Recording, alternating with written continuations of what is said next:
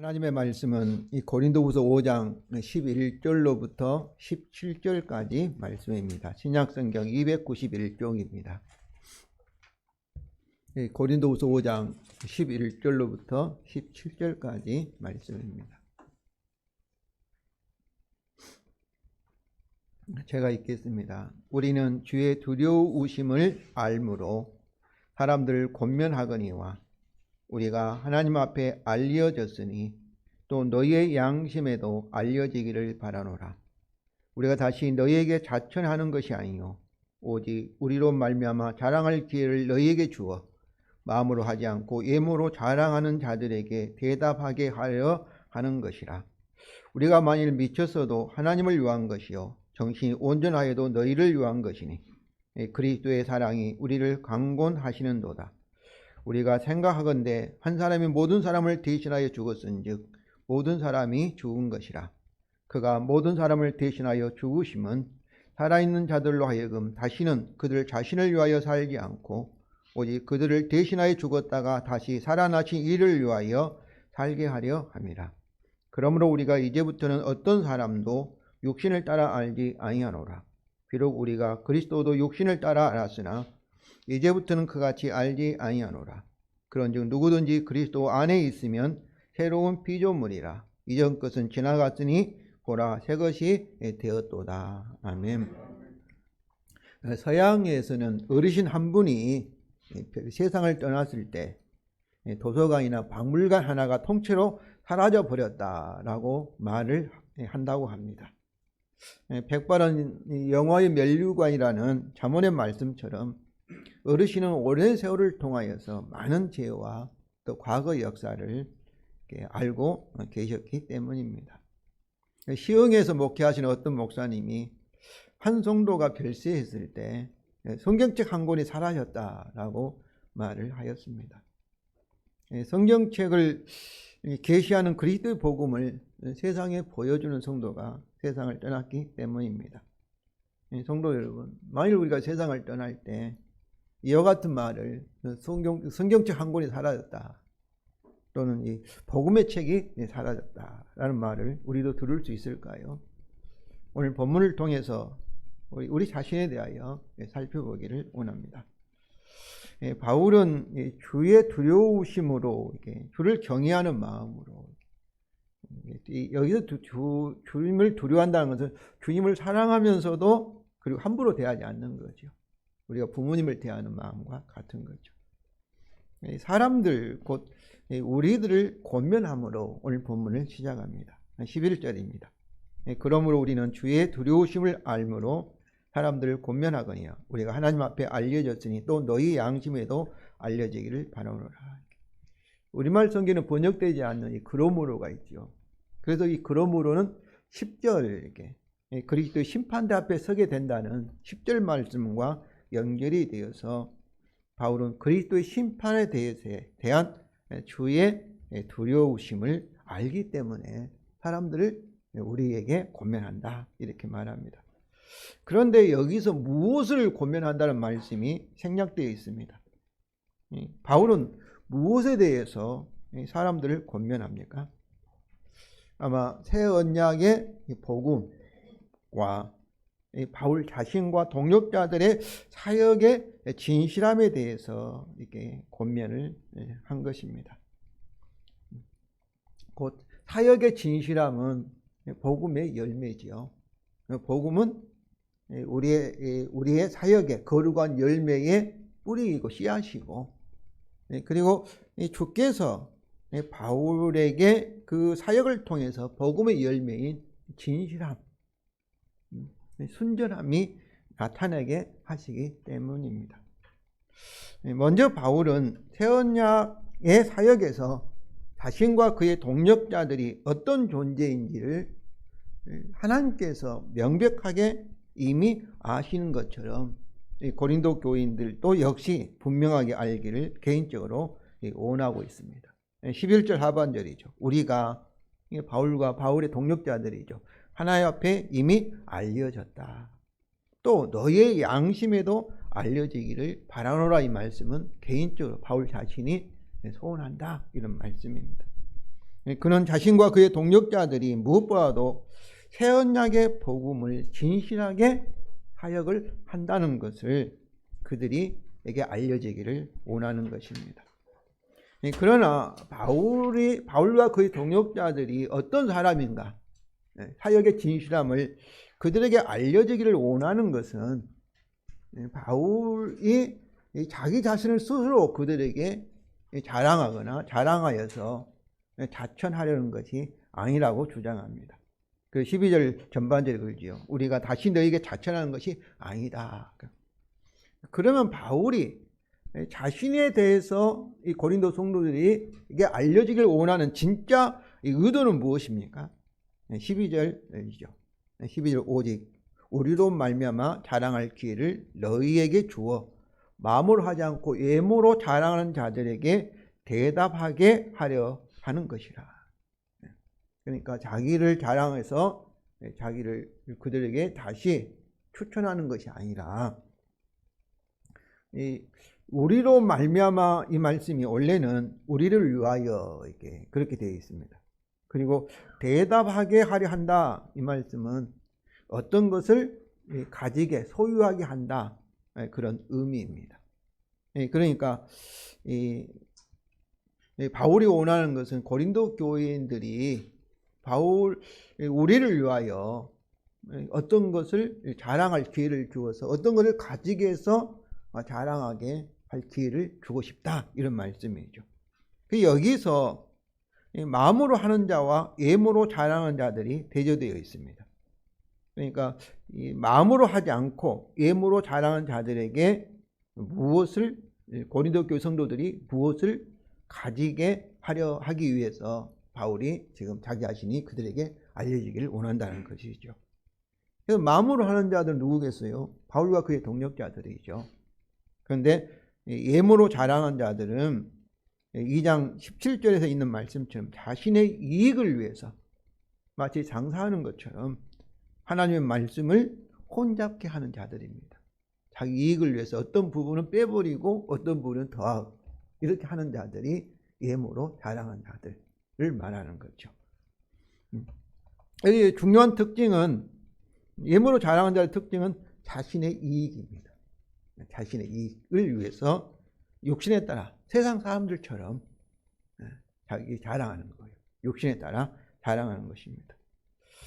그러면 바울은 자신을 위하여 고린도 교인들에게 자랑할 기회를 주어 외모로 자랑한 자들에게 고린도 교인들이 무엇을 가지게 하였을까요? 바울은 자신과 동역자들을 예로 들어 설명합니다. 13절입니다. 왜냐하면 우리가 만일 미쳤어도 하나님을 위한 것이요 정신이 온전하여도 너희를 위한 것이다.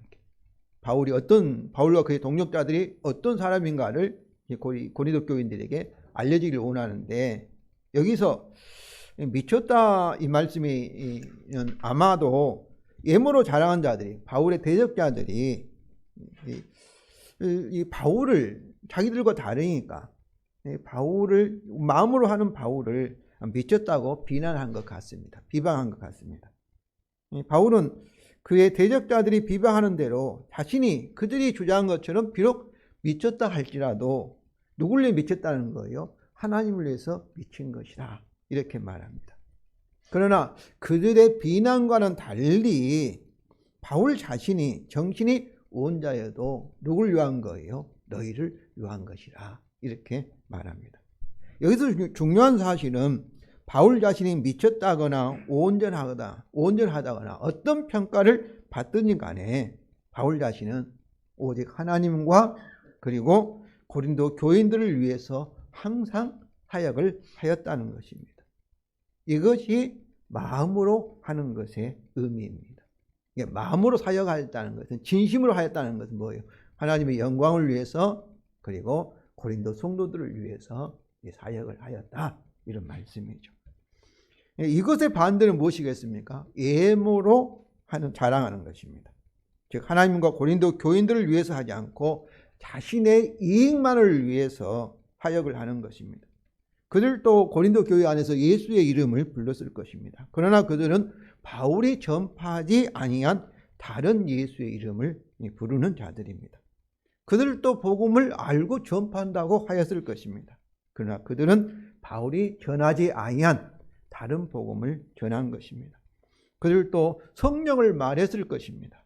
그러나 그들은 성령이 아닌 다른 영을 받게 하는 자들입니다. 저는 오늘날도 교회에서 예수의 이름을 말하고 복음을 말하고 하나님 말씀 성경을 가르친다 하고 또 성령을 말한다 할지라도 다른 영, 성령이 아는 다른 영, 그리고 바울이 성경이 말하고 있는 복음이 아닌 다른 복음, 성경이 말하고 있지 않은 다른 예수를 전하고 있는 것이죠. 고린도후서 11장 13절 15절입니다. 고린도 1장 11장입니다. 13절 15절입니다. 그런 사람들은 거짓 사도요 속이는 일꾼이니 자기를 그리스도의 사도로 가장하는 자들이니라. 이것은 이상한 일이 아니라 사탄도 자기를 광명의 천사로 가장하나니 그러므로 사탄의 일꾼들도 자기를 의의 일꾼으로 가장하는 것이 또한 대단한 일이 아니니라. 그들의 마지막은 그 행위대로 되리라. 그렇습니다. 이처럼 외모로 자랑하는 자들은 예수를 말하고 성경 하나님 말씀을 말하고 복음을 말하고 성령을 말해도 그들은 가짜라, 이런 말씀입니다. 그러면 성도 여러분, 마음으로 하는 것과 자신의 이익을 위하여 외모로 자랑하는 것을 잘 분별하시기를 바랍니다. 그리고 외모로 자랑하는 자들에 대하여 우리도 바울이 고린도 교인들이 가지기를 원하는 그 무엇을 여러분이 가지시기를 바랍니다. 그러면 바울은 외모로 자랑하지 않고 마음으로 사역하게 하는 그 무엇을 가졌을까요? 왜 바울은 외모로 하지 않고 마음으로 사역을 하였을까요? 그럼 마음으로 하는 이유를 대답함으로 그 바울이 무엇을 가지고 있는 것에 대하여 설명을 합니다. 14절입니다. 왜냐하면 그리스도 사랑이 우리를 강권하시는도다. 우리가 생각하건대 한 사람이 모든 사람을 대신하여 죽었은즉 모든 사람이 죽은 것이라. 여기서 바울은 자신의 이익을 위하여 외모로 자랑하는 것을 할 수 없게 만드는 이유를 설명합니다. 제시합니다. 바울은 자신을 위하여 살 수 없고 존재할 수 없고 하나님과 다른 사람을 위해서 이렇게 살고 사역할 수밖에 없는 그 이유가 무엇입니까? 14절 전반절이죠. 그리스도의 사랑이 우리를 강권하시기 때문이다. 왜냐하면 그리스도의 사랑이 나를 강권하기 때문이다. 이렇게 말씀합니다. 여기서 그리스도의 사랑, 이렇게 우리말 성경에는 번역되어 있는데 원래는 관사가 있습니다. 그리스도의 그 사랑입니다. 그 사랑. 그리스도의 그 사랑. 그러면 그리스도의 그 사랑이 무엇일까요? 그리스도의 그 사랑. 강권하다, 이 말씀은 강하게 권하고 있다. 이끌고 있다. 그리고 그렇게 하도록 어때요? 바울처럼 자기를 위하지 않고 하나님과 다른 사람을 사랑하도록 위해서 사역하도록 이끌고 있다. 그렇게 지도하고 있다. 이런 말씀입니다. 그리스도의 그 사랑이. 그러면 그리스도의 그 사랑이 무엇입니까? 우리는 사랑하면 뭐 이렇게 우리가 가슴이 뜨거워지고 막 이런 감정을 우리는 먼저 생각합니다. 감정을. 감정도 포함이 될 수 있죠. 그러나 여기서는 이 그리스도의 그 사랑은 14절 이 중반절에 설명합니다. 한 사람이 모든 사람을 대신하여 죽었다. 이것이 그리스도의 그 사랑입니다. 여기서 한 사람이 누구겠어요? 예수님이죠. 모든 사람을 대신하여 죽었다. 이 말씀은 곧 이제 다음 주가 이제 고난 주간인데 이제 예수님의 십자가의 사건을 가리킵니다. 그러니까 그리스도의 십자가 사건이 뭐예요?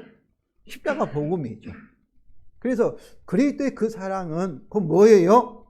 예수님이 나를 대신하여 십자가에서 죽었다는 그리스도의 복음, 십자가 사건이 곧 그리스도의 그 사랑입니다. 그러면 그리스도의 그 사랑이 어떻게 바울을 강권하고 있습니까? 어떻게 그리스도의 그 복음, 십자가 복음이 어떻게 우리를 강권하고 있습니까? 강하게 권하고 있습니까? 여기서 14절에 우리가 생각하건대 한 사람이 모든 사람을 대신하여 죽었으니 모든 사람이 죽은 것이라. 여기서 이 생각하건대 이 말씀이 중요해요.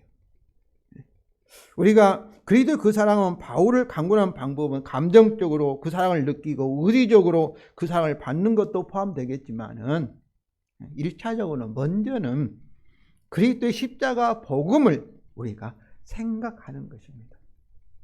이 생각하다, 이 원래 이 동사가 크리난타스입니다.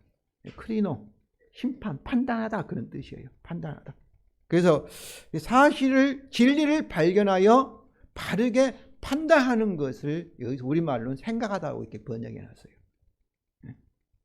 그래서 정확한 번역은 우리가 바르게 판단했기 때문에, 무엇을 바르게 판단해요? 그리스도의 십자가 사건을 바르게 판단하여 알기 때문에 뭐예요? 그것이 우리를 강권하다, 이런 말씀이에요.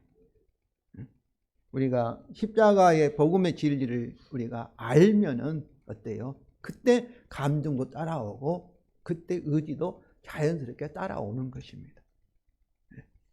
그때 십자가 사건을 알게 되면 그리스도 그 사랑을 우리가 알게 되고, 그리고 그 사랑이 우리를 어때요? 강권을 하는 것이죠.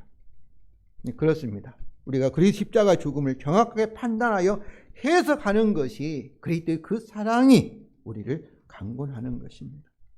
제가 자주 강조하지만 하나님의 말씀, 복음은 뭐라 하겠습니까? 예수님의 역사적인 사건, 죽음과 부활과 승천, 하나님 보좌 우편에 앉으심과, 그리고 그 역사적인 사건이 오늘날 현대를 살고 있는 우리에게 어떤 의미를 가지고 있는가를 해석하는 것, 이것이 신학이죠.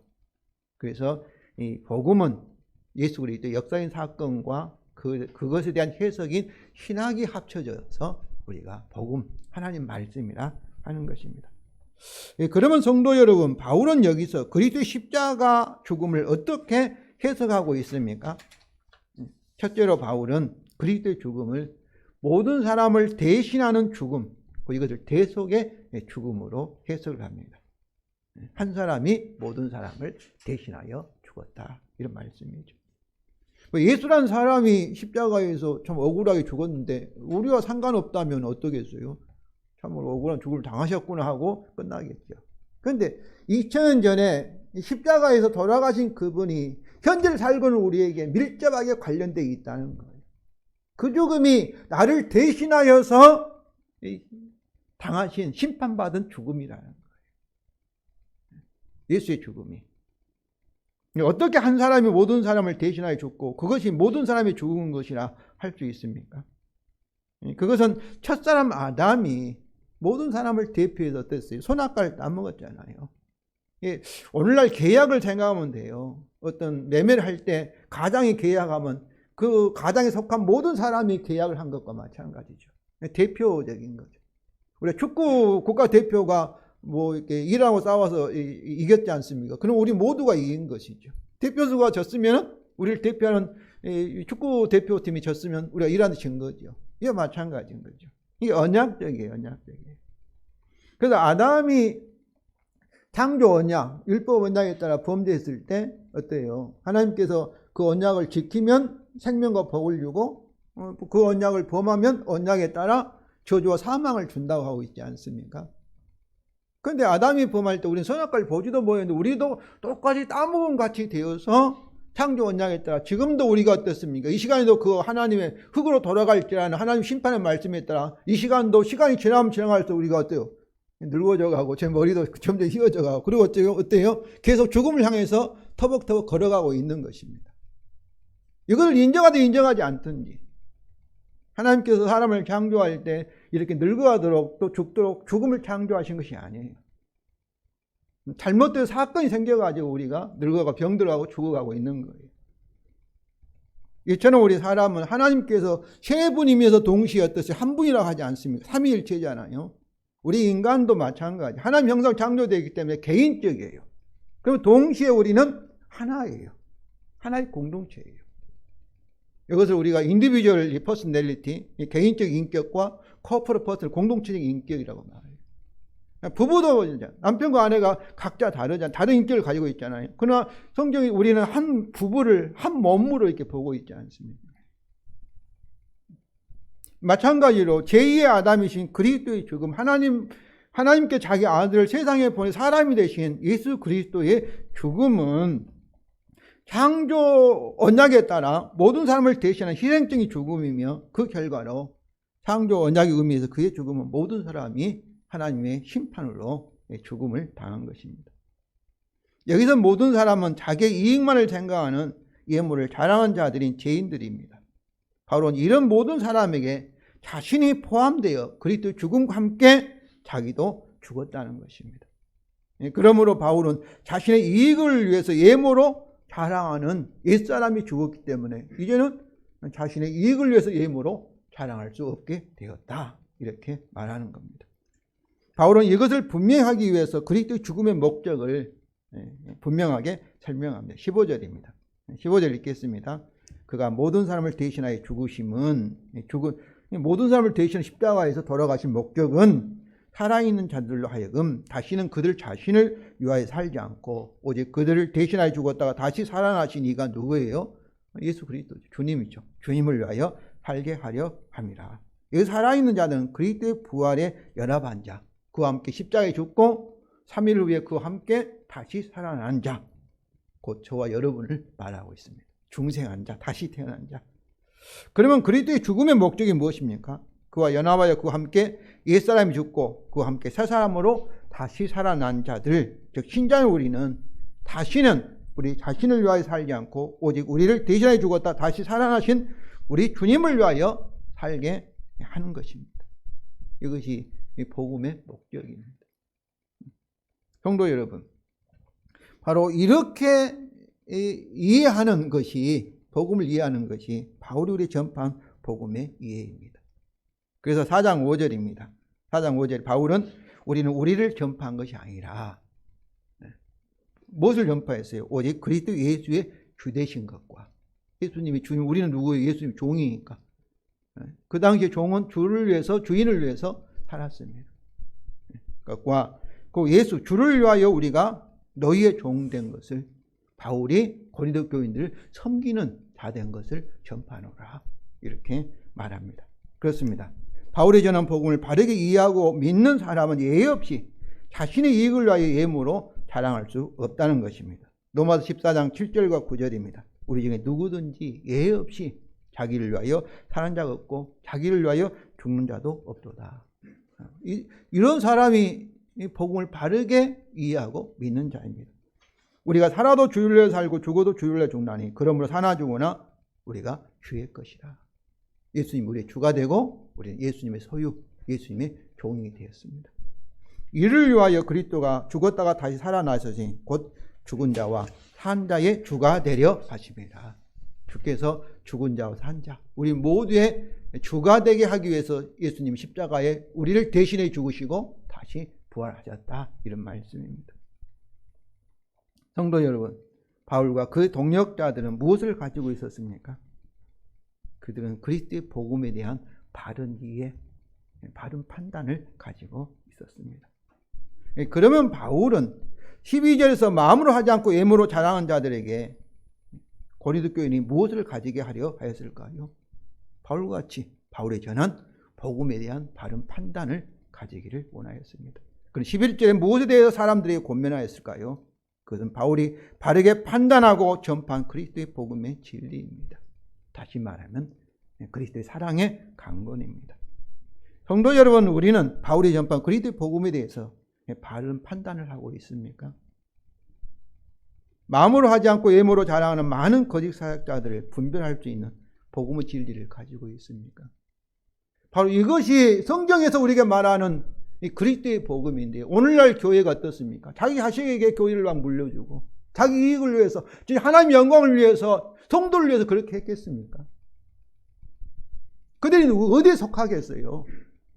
왜 그렇게 하겠어요? 그들이 전하는 복음은 바울이 전한 복음이 아닙니다. 그래서 세상 사람들이 그러지 않습니까? 교회 다니는 사람들이 오히려 나라를 망친다고 이렇게 비난하고 자기들보다 수준이 떨어진다 이렇게 말하고 있습니다. 전모 목사님 같은 그런 분들이 재개를 하면서 정강처럼 150억도 적은 돈이 아니죠. 근데 550억인가 600억인가 돼가지고 재개발 못하게 하고, 그러면 거기에 재개발 회원들은, 조합원들은 어떻게 했어요? 계속해서 시간이 가면 갈수록 손해보는데. 그런데 그런 분을 막 선지자라고 말하고 막 그렇게 칭송하고 보면 저는 도저히 그 영이 어떤 영인가 모르겠어요.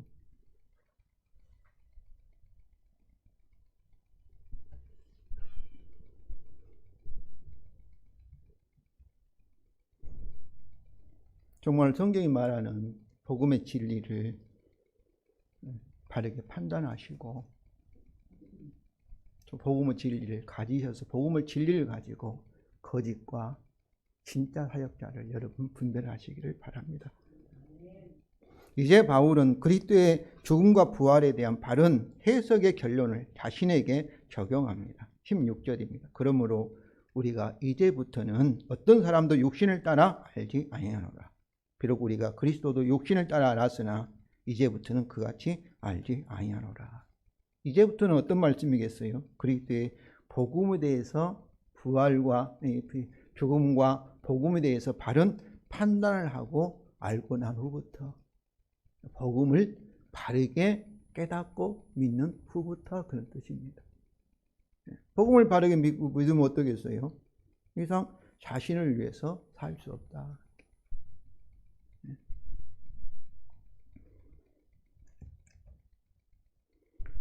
그리스도의 복음의 바른 판단에 대한 바울의 결론은 우리가 이제부터는 어떤 사람도 육신을 따라 알지 아니하겠다라는 겁니다. 여기 육신을 따라 안다는 건 세상 사람들처럼 다른 사람을 자기 중심적으로 자신의 이익의 대상으로, 이용의 대상으로 안다는 것입니다. 성도 여러분, 참으로 이제부터 어떤 사람도 육신을 따라 알지 아니하노라, 이 말씀이 대단한 말씀입니다. 정말 이 말씀을 푸틴이 알았다면은 러시아 대통령도 그리스 정교의 열렬한 신자라고 얘기를 해요. 그런데 이 말씀을, 복음을 알았다면은 참으로 러시아 땅이 얼마나 큽니까? 이은도 선교사 말씀에 의하면은 땅도 크고 막 땅이 벌어져 있고 지하자원도 많고 그것만 열심히 해도 세계에서 1등 국가가 될 거예요. 그런데 뭐 때문에 이웃나라 가가지고 그렇게 괴롭히고 막 죽이고 또 자기 나라 국민도 죽고 그렇게 러시아가 세계적 비난거리가 되불고 참으로 그렇게 멸망하도록 뭐 때문에 하겠습니까? 바로 이웃 나라를 섬김의 대상, 사랑의 대상으로 한다면 그렇게 할 수 없지요. 그러나 그리스도의 복음 때문에 그의 죽음과 부활에 연합하여 옛사람은 죽고 새 사람은 다시 살았기 때문에 이제부터는 어떤 사람도 섬기는 대상으로, 사랑의 대상으로 안다. 오히려 우리 자신을 주를 위하여 다른 사람 섬기는 종으로 안다는 것입니다. 우리가 정말로 복음을 바르게 안다면 가정 안에서도 어떻게 해서 부부 간에도 화평이 있을 수밖에 없지요. 그렇지 않겠어요? 또 직장에서도 웬만하면 우리가 마태복음 5장에 가면 오리를 가면 십리를 가자 하고 거들람 속옷까지 주라는 그 말씀이 다 이런 복음에서 근거한 말씀입니다. 복음을 알았다면, 정말로 믿는 신자란다면 어때야 되겠어요? 바로 나에게 가장 가까이 있는 사람부터 사랑의 대상으로, 섬김의 대상으로, 종으로 여러분 대하시기를 바랍니다. 이런 마음을 가지고 학교의 선생님은 학생들을 섬기고 직장에서도 마찬가지고 교회에서뿐만 아니라 바로 가정에서, 사회에서 이렇게 한다면은 얼마나 참으로 우리 사회가 사랑으로 가득 차게 되겠습니까? 우리를 갈등하게 만드는, 막 미워하고 비난하고 싸우게 만드는 그런 요소들이 많이 사라지게 될 것입니다. 그러면서 바울은 비록 그리스도도 육신을 따라 알았으나 이제부터는 그같이 알지 아니한다. 그리스도도 육신에 따라 알았다고, 전에는 육신에 따라 알았다 이 말씀입니다. 바로 그리스도를 육신에 따라 알았다 이 말씀은 자신의 개인적 이익이나 특별히 집단적 이익, 민족적 이익, 민족적 유대인의 관점에서만이 이 그리스도를 알았다. 오직 유대인만을 위한 그리스도, 자기 민족만을 사랑하며 이방인을 무시하며 미워하는 관점에서 따라 그리스도를 알아왔다고 고백합니다. 오늘날도 뭐 백인들은 그리스도를 백인 중심으로, 흑인들은 흑인 중심으로 이렇게. 우리도 뭐 지방색에 따라서 교회가 막 달라지고 복음이가 달라지고 또 요즘은 남자 여자 막 이렇게 차별하고 이것도 집단적인 이익이에요.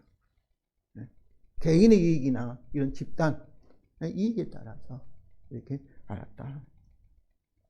그런데 이제부터 그렇게 알지 않는다는 뭐겠어요? 이 그리스도를 복음에 대한 바른 판단 때문에 이제부터는 유대인만을 아니라 우리 민족, 내 민족만이 아니라 이방인을 위한 그리스도로 알게 된다. 알 것이다. 이런 말씀입니다. 성도 여러분, 그리스도의 복음을 어떻게 판단하여 자신에게 적용하고 계십니까? 보통 우리는 그리스도가 십자가에 나의 죄를 위해 죽었으니 내 죄사함 받고 이제 은혜로 이제 믿음으로 천국에 들어가는 열쇠를 받았다. 이렇게 생각하면서 여전히 세상 사람과 똑같은 생각과 또 세상 사람과 똑같은 그런 삶의 모습으로 살아가고 있지 않습니까? 자기 중심으로. 이제는 자기를 살 수 없다는 것이 이 복음의 바른 이해인데 여전히 내 이익을 위해서 천국도 가고 세상에서도 그냥 손해보지 않고 이익 보고 이렇게 참으로 여기서도 성공하고 천국에 성공하고 이런 식으로 그리스도를 알고 있지 않습니까? 이것은 복음을 바르게 이해한 것이 아닙니다. 바울이 우리에게 전한 복음은 믿는 우리에게 주께서 그 복음대로 자신을 위해서가 아니라 주님과 다른 사람을 위해서 사랑하도록 살도록 역사하시고 있습니다. 복음은 비록 우리는 완전하지 않습니다. 공사 중입니다. 그러나 언젠가는 복음대로 우리를 주께서 완성하실 것입니다. 자기를 위해 살지 않고 다른 사람을 위해 살게 하는 것은 누가 책임자예요? 어떻게 보면 내가 책임을 지겠지만 그러나 1차적으로 내 책임이 아닙니다. 누구 책임이에요? 주님의 책임이에요. 하나님의 책임이에요. 그래서 그리스도의 그 사랑이 우리를 강권하는도다 이렇게 외칠 수가 있는 거예요. 이것은 우리에 대한 주님의 책임입니다. 이것이 성령을 통해서 새 마음을 우리에게 주신다는 새 언약의 약속입니다. 새 언약을 누가 지키시는 거예요? 하나님이 이제 지킬 차례잖아요. 성령을 통해서. 우리를 성화하시고 마지막에 누구처럼? 예수님처럼 변화시켜서 우리가 만들어내는 것. 이것이 하나님의 구원의 책임이에요. 성도 여러분, 새 언약 될 줄로 믿으시기 바랍니다. 마지막으로 바울은 그리스도의 죽음과 부활에 대한 또 하나의 결론을 제시합니다. 그리스도의 복음에 의해서 자신을 위해 살 수 없고 하나님과 다른 사람을 위해 살 수밖에 없는 사람, 즉 복음을 바르게 믿는 신자인 우리가 누구인지 우리에 대한 결론적인 정의를 내립니다. 그런 우리는 어떤 사람입니까? 성도 여러분, 새 언약대로 복음의 약속대로 재창조된 하나님의 피조물입니다. 복음의 약속대로 될 줄로 믿습니다. 복음은 자주 제가 말하는 우리의 운명이라 했습니다. 사주 팔자와 같은 것. 하나님께서 복음의 약속대로 저와 여러분을 만들어가고 계십니다. 그러니까 우리가 어떤 사람인가? 복음의 약속대로 새 언약대로 하나님께서 빚어가는 하나님의 마스터피스, 걸작품이라고 에베소서 2장 10절은 말하고 있습니다. 하나님께서 만드신 걸작품. 누구처럼? 하나님의 모습들, 하나님의 형상을 회복해 가는, 재창조해 가는, 이 그리스도를 닮아가게 만들어가는 사람들이 저와 여러분입니다. 그러니까 이런 말씀들을 우리가 노력해서 한다면은 우리가 자신할 수 없죠. 그러나 주께서 복음의 약속들 하신다는데 안 될 리가 어디 있겠습니까, 여러분? 될 수밖에 없는 거죠. 되지 않는 사람은 어떤 사람이에요? 주님의 사람이 아니죠. 주님이 책임지는 사람이 아니에요. 예수를 믿는 사람이 아니기 때문에 그렇습니다. 그러니까 우리에게 이런 열매, 사랑의 열매가 나타나는 것은 내 열매가 아니고 누가 하시는 주께 성령을 통해서 만들어내는 열매입니다. 주님이 하신다는데 안 될 리 어디 있겠어요? 될 수밖에 없음을 믿으시기 바랍니다. 그래서 우리는 이 새 언약대로 재창조된 하나님의 이 피조물, 창조물인 것을 17절에 말합니다. 그런지 누구든지 그리스도 안에 있으면 뭐라고요? 새로운 피조물이다. 이전 것은 지나갔으니 보라, 새 것이 되었도다. 그리스도에 있는 사람, 그리스도 안에 있는 사람은 그리스도와 결혼한 사람, 그리스도와 연합한 사람이죠. 그 믿는 사람은 새로운 피조물입니다. 여기서 새로운 피조물은 그리스도 죽음과 부활로 말미암아 재창조된 새로운 존재가 이미 되었다. 하나님께서 우리를 재창조하셨다. 이런 의미입니다. 그러나 아직도 우리는 죽어가는 몸을 가지고 있고 세상 사람과 거의 겉모습은 같지요. 그렇지 않습니까? 그러나 우리 속사람, 우리 생각이 바뀌고 우리의 존재 목적, 살아가는 이유, 자신을 위해 살지 않고 이제는 하나님을 위해서, 다른 사람을 위해서 살아가는 그 존재가 된 것이죠. 아직도 우리는 이 육체의 욕망과 죄의 시험을 당할 수 있습니다. 그런데도 중요한 사실은 우리가 주님과 세상에 대하여 새로운 관계를 맺게 되었다. 새로운 존재, 새로운 신분을 가지게 되었다. 이 말씀입니다. 이런 점에서 고린도서 4장 16절입니다. 우리의 겉사람은 낡아지나 우리 속사람은 날로 새로워지도다. 따라 새로운 피조물이 된 우리의 속사람은 이전과 전혀 다른 생활 방식과 사고 방식을 따라 살아가게 됩니다. 그래서 바울은 이전 것은 지나갔으니 보라, 새 것이 되었도다 라고 선언하는 것입니다. 성도 여러분, 바울이 자신의 이익을 위하여 살거나 사역하지 않고 주님과 다른 사람을 살거나 사역하는 이유를 아셨습니까? 우리가 이 말씀 드리면 그럴 거예요. 우리가 태어날 때부터 자기 중심으로 살아왔는데 이제는 이렇게 살 수 있을까 생각하는데 이것이 특별한 것이 아닙니다. 하나님께서 하나님 형상 세상을 사람을 창조했을 때 우리가 누구를 위해 살도록 창조하였어요? 우리 자신의 이익을 이기적으로 살도록 창조하지 않고 하나님의 영광을 위해서 그리고 다른 사람을 사랑하도록 창조를 하셨습니다. 그래서 이렇게 자신을 위해 살지 않고 하나님과 다른 사람을 위해 살도록 하는 것이 인간의 참 인간의 본능입니다. 그런데 이것이 아담의 이 타락으로 말미암아 고장나서 이제 어떻게 돼버린 거예요? 다른 사람을 이용의 대상, 자기밖에 모르는. 그래서 이 역사가, 타락한 역사가 이용해 먹고 죽이고 참으로 이렇게 전쟁으로 점쳐져 있는 그런 역사가 되어버렸습니다. 그래서 이렇게 사는 것이 뭐겠어요? 이렇게 사는 것이 참 인간의 모습이에요. 정상적인 인간의 모습이에요.